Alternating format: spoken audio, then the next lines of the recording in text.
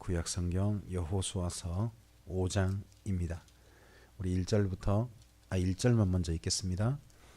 요단 서쪽에 아모리 사람의 모든 왕들과 해변의 가나안 사람의 모든 왕들이 여호와께서 요단물을 이스라엘 자손들 앞에서 말리시고 우리를 건너게 하셨음을 듣고 마음이 녹았고 이스라엘 자손들 때문에 정신을 잃었더라.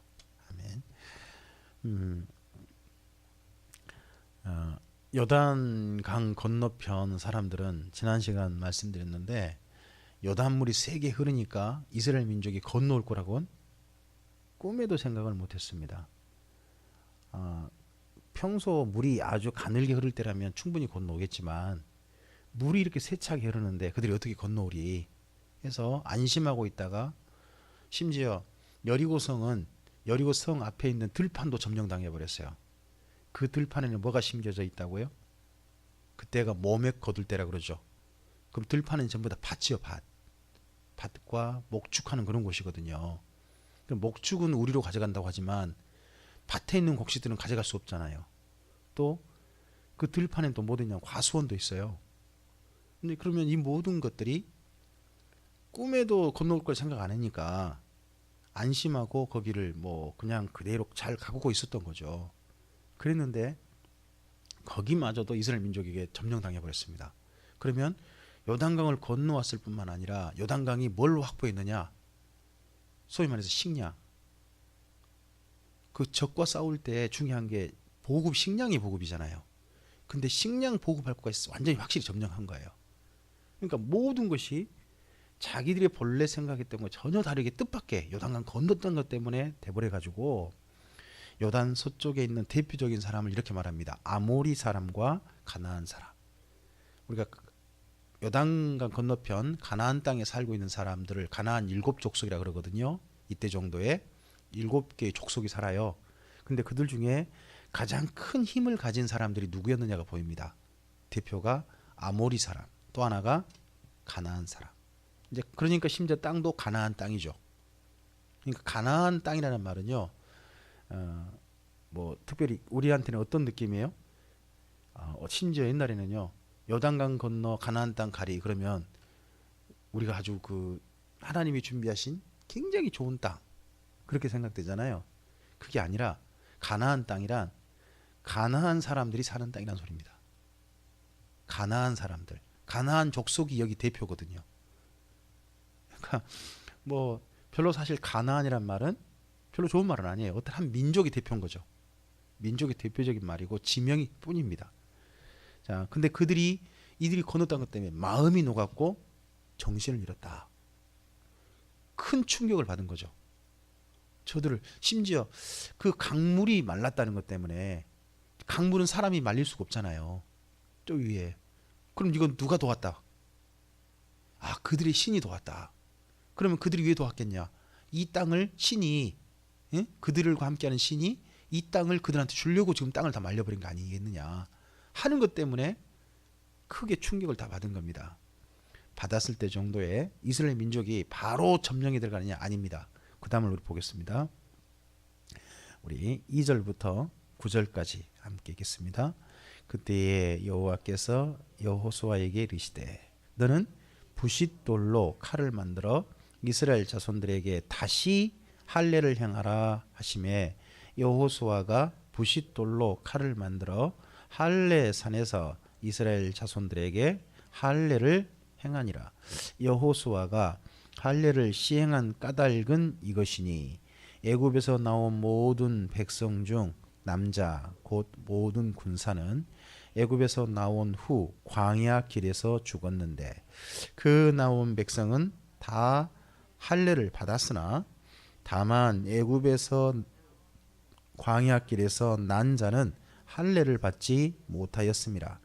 이스라엘 자손들이 여호와의 음성을 청종하지 아니하므로 여호와께서 그들에게 대하여 맹세하사 그들의 조상들에게 맹세하여 우리에게 주리라고 하신 땅 곧 젖과 꿀이 흐르는 땅을 그들이 보지 못하게 하리라 하시매 애굽에서 나온 족속 곧 군사들이 다 멸절하기까지 40년 동안을 광야에서 헤매었더니 그들의 때를 잊게 하신 이 자손에게 여호수아가 할례를 행하였으니 길에서는 그들에게 할례를 행하지 못하였으므로 할례 없는 자가 되었음이었더라.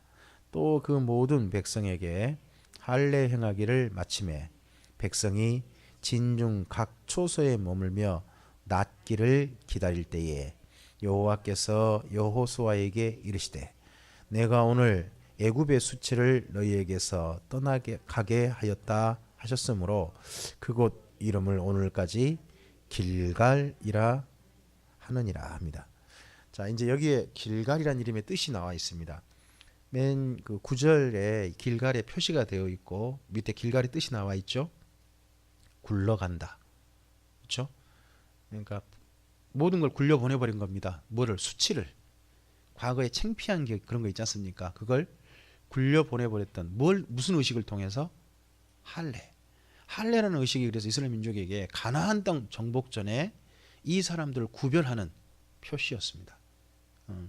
이제 우리가 하나님의 사람으로서 이 땅을 정복해 간다 하는 표시로서 이 할례를 행하게 합니다. 그래서 할례를 행했다.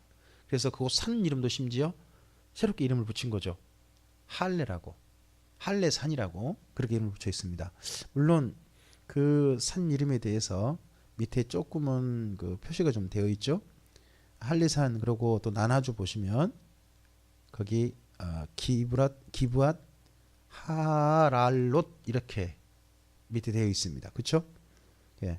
그곳 이름이 뭐 본래 할례산 이런 뜻은 아니겠죠. 근데 이제 그걸 뭐 이스라엘 민족으로 번역했을 때 할례 받은 곳, 그런 번역이 가능하다는 겁니다. 자, 이곳에서 드디어 이스라엘 민족이 준비가 되어집니다. 자, 여기까지가 이스라엘 민족의 지금 5장까지가 뭐냐 그러면요, 아직 전쟁하지 않은 겁니다. 그리고 또 심지어 남자들이 할례를 다 받았으면 그때는 전쟁할 수 있을까 없을까요? 할례 받은 막 그때 순간에는. 우리 지금 주일 낮에 혹시 기억나세요? 그 세겜 족속한테 그 야곱의 아들들이 좀 속이는 내용으로 할례를 받게 해가지고 못 움직일 때 가서 죽여버리잖아요. 만약에 근데 생각을 한번 해보세요. 이때 할례 받았다는 소문이 저쪽에 들렸으면 어떻게 됐을까요? 적군이 와서 죽일 수도 있잖아요. 근데 그런 모든 것들을, 위험을 전혀 상관하지 않고 하나님께서 하라고 하신다고 거기서 할례를 행한 거예요. 이게 또 구별이 됩니다. 우리의 삶에 있어서 적어도 구별되는 게 있어야 된다는 거죠. 이 사람이 뭔가 좀 다른 사람으로 준비되어졌다 하는, 굴러갔다고 할 수 있는 그런 것들이 좀 있어야죠. 오늘 이 아침에 우리가 주일 아침에 이렇게 예배드린 것도 어떻게 보면요, 우리가 과거를 흘려보내버리고 하나님의 사람으로 새롭게 한 주간을 살고자 하는 첫 출발일 수 있다고 생각합니다. 이 하루를 그렇게 하나님 안에서 또 아름다운 이 이스라엘 민족 길갈같이 그렇게 좀 보냈으면 좋겠어요. 우리 10절부터 12절 함께 읽어볼까요? 또 이스라엘 자손들이 길갈에 진쳤고 그달 14일 저녁에는 여리고 평지에서 유월절을 지켰으며 유월절 이튿날에 그 땅의 소산물을 먹되 그날에 무교병과 볶음곡식을 먹었더라. 또 그 땅의 소산물을 먹은 다음 날에 만나가 그쳤으니 이스라엘 사람들이 다시는 만나를 얻지 못하였고 그 해에 가나안 땅의 소출을 먹었더라. 네. 여기에 10절에 길갈에 진쳤다는 부분에 줄을 그어놓으실까요? 이스라엘 민족이 가나안 땅 정복을 앞으로 한 15년? 10년 이내, 10년은 안 되는 것 같기도 하고 한 3번 전쟁하게 돼요. 근데 3번 전쟁하는 그 전쟁 기간 동안 한결같이 베이스 기지로 삼은 곳이 있습니다. 그곳이 여기 길갈이에요. 전쟁하고 잘 읽어보세요. 앞으로 전쟁하고 난 다음에 꼭 돌아가요. 어디로? 길갈로. 그걸 길갈에서 머물러 있어요. 우리가 전쟁에서 어떤 땅을 차지했으면 그 땅에 살겠잖아요. 근데 그렇게 살지 않아요. 어디로 항상 돌아와요? 길갈로 돌아와요. 그러니까 제가 좀 좀 장난스럽게도 표현해서 말씀드렸잖아요. 길을 갈 때 어디서 출발한다? 길갈. 길을 가려면 길갈. 이곳에서 출발한다. 뭐 그런 표현도 제가 한번 드린 적 있잖아요. 이 길갈에서요. 그리고 이스라엘 민족이 이제 한 가지 다시는 안 하는 게 하나 있어요. 다시 안 돌아가려고 확실히 정리한 게 있어요. 그게 뭐냐 그러면 이 유월절인데요. 유월절 때 중요한 표현이 12절에 먹는 다음날 뭐가 그쳐버렸어요? 만나가 그쳤어요. 그 다음부터 잘 보세요. 다시는 만나를 얻지 못했죠. 그러면 여기서 아이고 가나등 정복 못하겠다. 그럼 이제 다시 어디로 돌아가자? 광야로 가자. 그럼 만나가 와요 안 내려요 안 내려요? 다시는 안 내리는 거예요. 그러면 이때부터는 어떻게 해야 먹고 살 수 있죠? 이 사람들이 생존할 수 있죠? 먹는 방법, 음식을 구하는 방법이 뭐예요? 그렇죠? 그러려면 어떻게 해야 돼요? 농사를 지어야 돼요. 맞아요. 그러면 어떻게 해야 돼요? 땅을 정복해야죠. 이걸 보고 배수진이라 그래요. 뒤로 돌아갈 길을 없애버린 거예요. 그냥. 뭐만 남았어요? 앞으로 전진할 길만 남았어요. 때때로는 이런 결단도 필요한 거죠. 하나님께서 너 다시는 들어가봤자 만남 못 얻는다. 방법은 뭐다? 이 땅의 곡식을 얻는 거다 그러면서 유월절을 지켰다는 게 나옵니다. 그래서 10절에 유월절 지켰다는 부분에 줄을 그어놓으실까요? 유월절. 이스라엘 민족이 유월절을 그 사이 많이 지키지 못해요. 제1회 유월절은요. 어디서 지켰냐 그러면 맨 처음에 출애굽할 때 있죠. 애굽 땅에서 지켰어요. 애굽 땅에서. 그리고 두 번째 유월절이라 할 수 있는 건 뭐냐 그러면요. 두 번째 유월절은 성막을 지어요. 성막을 짓고 난 다음에 성막 봉헌식을 하거든요.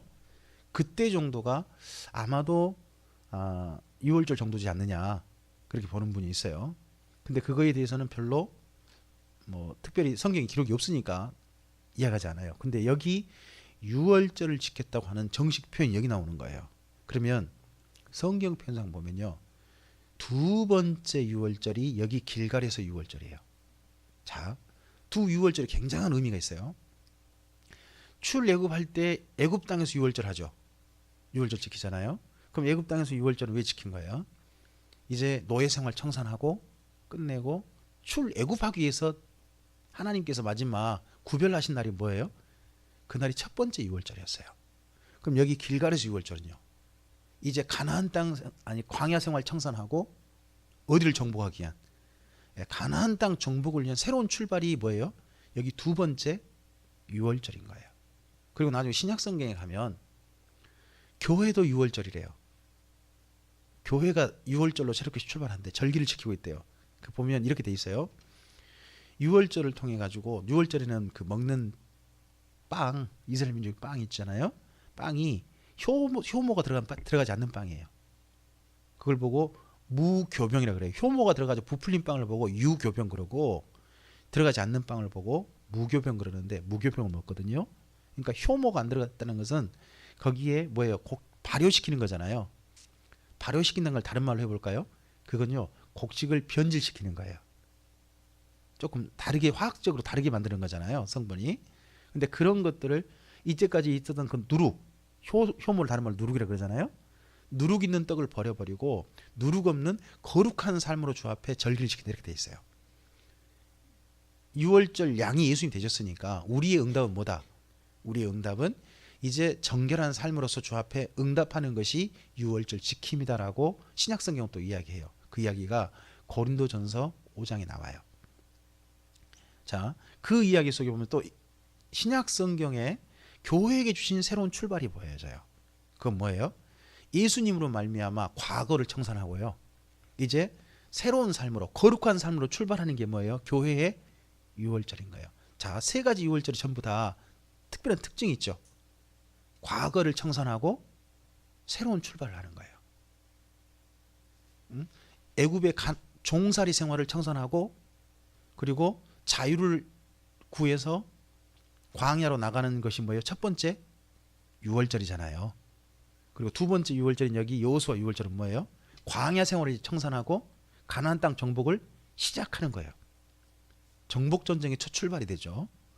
그리고 교회 유월절은 뭐예요? 교회 유월절, 그건 교회의 과거에 누룩이 있었던 삶, 그러니까 그걸 보고 어떻게 보면 거룩하지 않는 삶이라고 표현을 해요. 정결하지 않는 삶, 그런 삶을 이제 청산하는 거예요. 그리고 어떤 삶으로? 정결한 삶으로 새롭게 출발하는 것을 신약 성경의 유월절로, 교회의 유월절로 그렇게 설명해 놨어요. 이 세 가지 유월절이 다 보면 특징이 보이죠. 과거를 청산하고 새로운 출발 하는 의미의 이 유월절이 있습니다. 그리고 어떻게 보면 그런 유월절 출발해요. 배수진이 필요해요. 생각 한번 해보세요. 그 유월절 지키고 난 다음에 그 이스라엘 민족이 애굽 땅에서 살 수 있을까요, 없을까요? 다른 사람들은 전부 다 장자들이 죽었는데 이스라엘 민족은 장자가 안 죽었잖아요. 그럼 그 땅에 살 수 있어요, 없어요? 다시는 못 사는 거예요. 그렇죠? 그리고 방금 여기 유월절도 생각 한번 해보세요.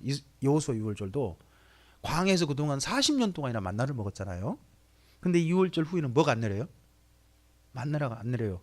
그럼 내가 힘들다고 광야 들어가면 그도 못 받는 거예요. 광야로 돌아가지 못하는 거예요. 청산해야 돼요. 마찬가지로 신약도 마찬가지인 거죠. 우리가 예수님을 만나고 난 다음에는요, 내가 옛날에 좋았던 것들, 그런 거 어떻게 해야 돼요? 이제 털어내야죠. 다시 돌아가서는 안 되는 거예요. 배수진을 쳐야 돼요. 그리고 새로운 출발을 해야 되는 거죠. 그런 것이 오늘 말씀 속에 보입니다. 자, 그리고 이렇게 이스라엘 민족이 준비할 때 하나님께서 내가 너희를 돕겠다 하시는 이 전쟁 준비의 마지막 한 가지 표징을 하나 주십니다. 자, 우리 13절부터 15절까지 읽어보겠습니다.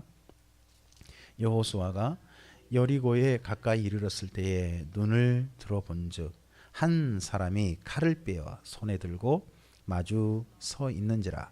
여호수아가 나아가서 그들에게 묻되 너는 우리를 위하느냐 우리의 적들을 위하느냐 하니 그가 이르되 아니라 나는 여호와의 군대 대장으로 지금 왔느니라 하는지라.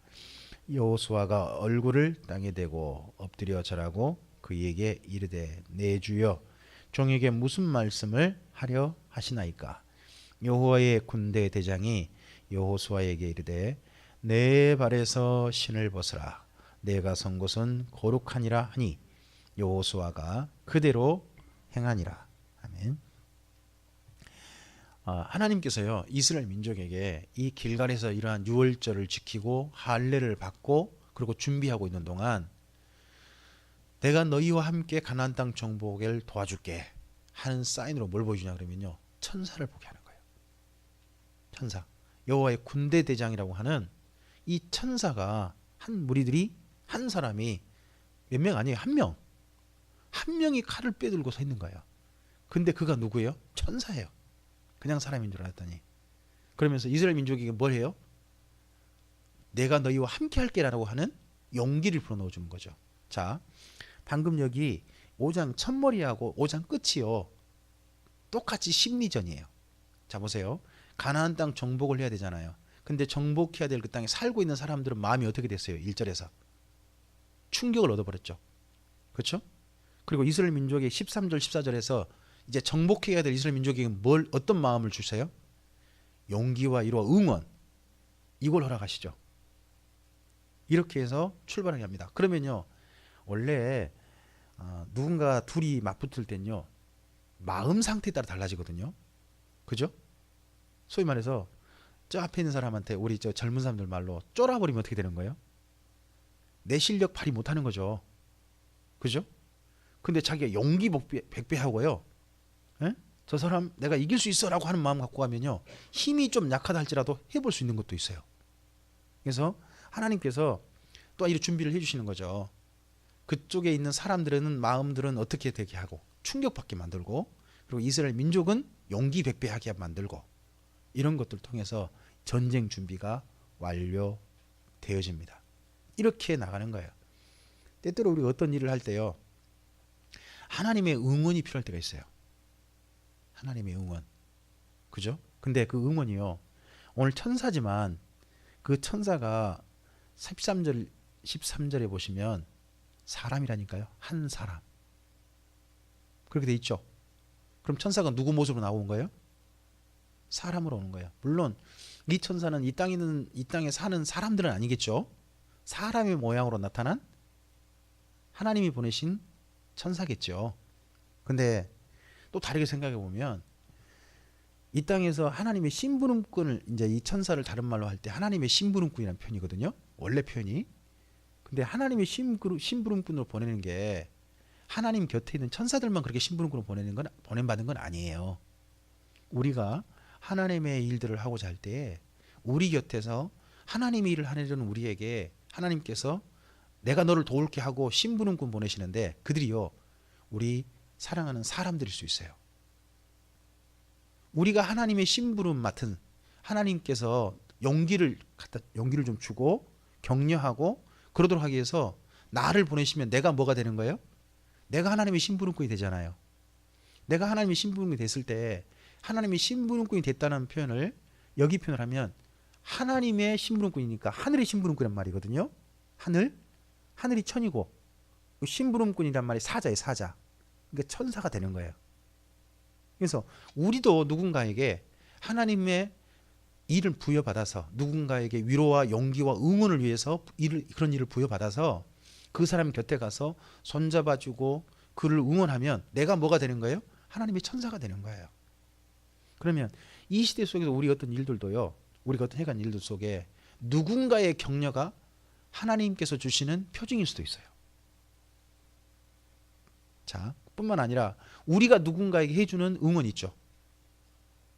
주님의 마음을 품고 저 사람이 하는 일이 선한 일이어서 그의 용기를 가지도록 그렇게 응원해 주는 거 있잖아요. 그런 것도 뭐가 될 수 있어요? 하나님의 천사로서의 응원이 될 수도 있는 거죠. 내가 하나님의 천사가 될 수도 있고 나한테 오는 사람이 하나님 천사일 수도 있는 거죠. 그런 것도 생각해 보고 우리 삶 속에서 사랑하는 사람들 되었으면 좋겠습니다. 우리가 돌아가지 말아야 할 그런 곳에서는 충격을 받았으면 좋겠고요. 뿐만 아니라 우리가 해가야 할 일들 속에서는 하나님의 위로와 응원이, 용기백배한 응원이 있었으면 좋겠습니다. 그러한 아름다운 삶을 우리 삶 속에 누리고 또 우리가 누군가에게 그렇게 응원해 주는 사람으로 한 주간 누리시게 되기를 주님의 이름으로 축복합니다. 기도하겠습니다. 주님 감사합니다. 이스라엘 민족이 이제 가나안 땅 정복을 위한 마지막 준비를 합니다. 베이스 기제를 준비를 했고, 그리고 할례를 행하고 유월절을 지키며, 그리고 이제 하나님의 큰 응원을, 격려를 얻었습니다. 이런 모든 걸 통해서 이스라엘 민족이 준비되어집니다. 이 속에는 한 번도 군사훈련은 있지 않습니다. 하지만 이러한 이스라엘 민족이 군사훈련 제대로 했다고 하는 흔적도 안 보인 이스라엘 민족이 가나안 땅 정복을 하나님의 도우심을 힘입어서 해냅니다.